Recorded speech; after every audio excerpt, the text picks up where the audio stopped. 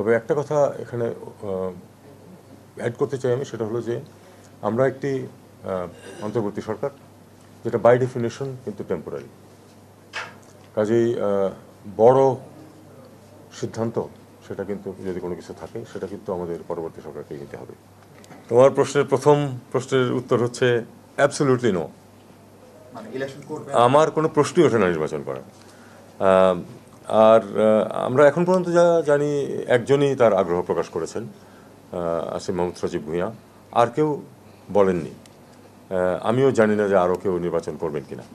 তবে এটুকু যেহেতু জানতে চেয়েছেন, আমি কোনো আগ্রহী নই এবং কোনো অবস্থাতেই নির্বাচন করবো না, এটুকু আমি বলতে পারি। বাকিদের ব্যাপারে তো আমার বলার এখতিয়ার নেই। তারেক রহমান আবার খুব স্পষ্ট এটা, সেটা হলো যে এক নম্বর হচ্ছে যে তাকে যদি আসতে হয় কী পদ্ধতিতে আসবেন। এটা নিয়ম হচ্ছে যখন পাসপোর্ট থাকে না বা মেয়াদ উত্তীর্ণ হয়ে যায়, তখন কেউ যদি আসতে চান তাহলে তাকে আমরা ওয়ান টাইম পাস একটা দিয়ে দিই আর কি, একবার দেশে আসার জন্য। তো এটা দিতে একদিন লাগে। কাজে এটা উনি যদি আজকে বলেন যে উনি আসবেন, আগামীকাল ওনাকে আমরা এটা দিয়ে পরশু দিন উনি প্লেনে উঠতে পারবেন, কোনো অসুবিধা নেই। এটা ওনার নিজের ব্যাপার। স্ট্যাটাস বা স্পর্শকাতর এটা উনি বলেছেন, সেটা আমরা সবাই জানি, পত্রিকাতেও এসেছে। আমার জ্ঞান এই পর্যন্তই। আমি শুধু এটুকু বলতে পারি যে বাংলাদেশ সরকারের পক্ষ থেকে কোনো বিধিনিষেধ নেই, উনি আসতে পারেন।